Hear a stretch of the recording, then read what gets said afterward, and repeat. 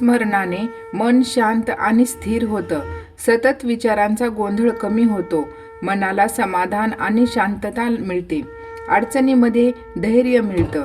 नकारात्मक शक्तीपासून रक्षण होतं व घरात सकारात्मक ऊर्जा वाढते. घरातील वातावरण अगदी प्रसन्न होतं. घरात सुखशांतीही निर्माण होते. आर्थिक आणि जीवनात प्रगतीही होते. कामात लक्ष केंद्रित होतं. हळूहळू यश मिळू लागतं. आत्मविश्वास आणि श्रद्धाही वाढते. स्वतःवरील विश्वासही वाढतो. स्वामीवरची भक्ती अधिक दृढ होते. कर्म शुद्ध होतात. वाईट सवयी कमी होतात आणि चांगल्या मार्गावर चालण्याची प्रेरणाही मिळते.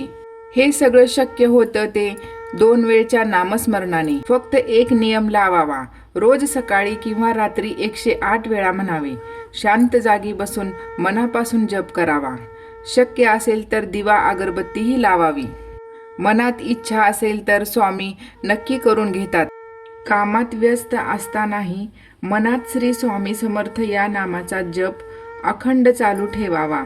नामस्मरणामुळे मनातील वाईट विचारही नष्ट होतात. अशक्य ही शक्य करतील स्वामी या ओळीप्रमाणे स्वामी नामात अशक्य गोष्ट शक्य करण्याची ताकद आहे. निस्सीम भावाने केलेल्या जपामुळे घरातील नकारात्मकता दूर होते. प्रपंचातही सुख समृद्धी प्राप्त होते.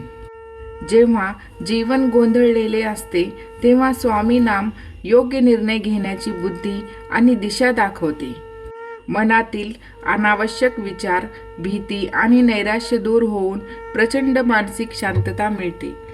नियमित नामस्मरणामुळे मनातील मीपणा गळून पडतो आणि मन निर्मळ होते. रोजच्या धावपळीत आणि प्रपंचात होणारे मानसिक त्रास दूर करण्यासाठी स्वामी नाम हे एक सर्वोत्तम पर्याय आहे. श्री स्वामी समर्थ हा केवळ एक जप नसून ती एक अत्यंत शक्तिशाली तारक मंत्रासारखी ऊर्जा आहे. तू नकोस, मी तुझ्या पाठीशी आहे. हे स्वामींचे सर्वात मोठे आणि चमत्कारी अभयवचन आहे. स्वामी सांगतात की जर तुमची माझ्यावर खरी श्रद्धा असेल तर कोणत्याही संकटाला घाबरण्याचे कारण नाही. चिंतामुक्ती करू नको चिंता, असेल जे नशिबात तेच घडेल. पण माझे स्मरण तुला त्यातून मार्ग दाखवेल. सर्व काळजी स्वामींच्या चरणी अर्पण करून शांत राहावे असा त्यांचा उपदेश आहे.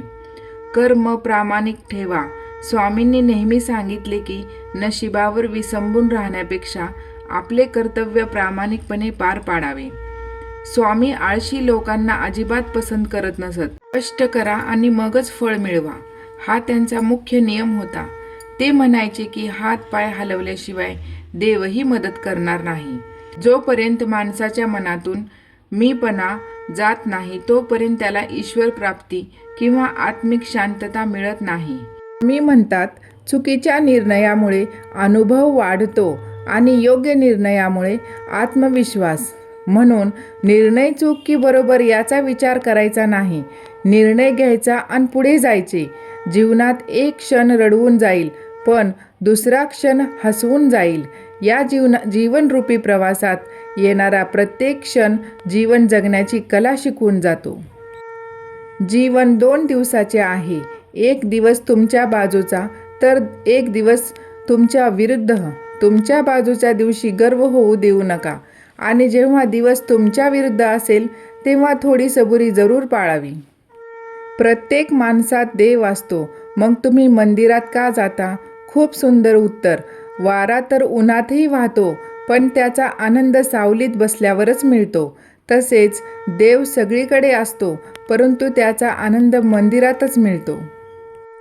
स्वामी म्हणतात माझ्या दरबारात येणाऱ्या प्रत्येक भक्तांचे व माझे थेट नाते आहे. प्रत्येक व्यक्ती माझ्याच इच्छेने माझ्या दरबारात येतो आणि प्रत्येकाच्या समस्येवरील उत्तर मी तयार केले आहे. योग्य वेळी त्याला ते उत्तर भेटणार आहे आणि त्याची समस्या नक्कीच दूर होणार आहे. संयम ठेवला आणि प्रयत्न करीत राहिलत तर कितीही वाईट परिस्थिती असो मार्ग हा निघतोच. अपेक्षा आणि समाधान यात अंतर एवढाच की अपेक्षा माणसाला दुःखात ठेवते आणि समाधान माणसाला सुखात ठेवते. श्री स्वामी समर्थ.